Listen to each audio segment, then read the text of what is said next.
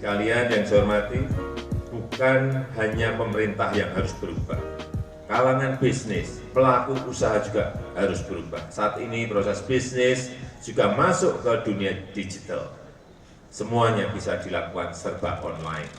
Pelaku usaha, terutama UMKM, bisa meningkatkan nilai tambah dengan masuk dalam rantai pasok global melalui dunia digital. Untuk mendukung perkembangan ekonomi digital sejak 2015, kita telah melakukan investasi infrastruktur konektivitas digital yang cukup besar dengan membangun backbone network serat optik sepanjang 12.128 km yang dikenal dengan nama Palaparing. Alhamdulillah pada bulan Oktober yang lalu sudah tersambung semuanya, membentang dari Indonesia bagian barat sampai Indonesia bagian timur. Sehingga dengan jalan tol internet ini seluruh kabupaten dan kota di Indonesia terhubung dengan internet. Tahap selanjutnya adalah menyambung infrastruktur digital ini dengan kegiatan-kegiatan produktif. Perkembangan ekonomi digital ini juga harus didukung oleh ekosistem yang baik. Regulasi kita juga terkadang ketinggalan dengan perubahan teknologi yang cepat.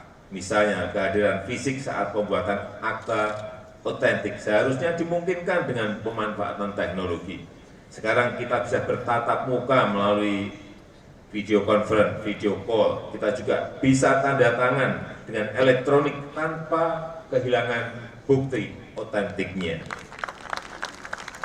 Demikian pula layanan kenotariatan harusnya yang lebih adaptif dengan perkembangan teknologi. Kalau dulu tas notaris isinya pulpen, cap notaris, materai, sekarang harusnya harus ada laptop, tablet yang terkoneksi internet, sehingga kalau klien butuh apa-apa bisa langsung cepat diurus secara online. Ini harus segera dimulai.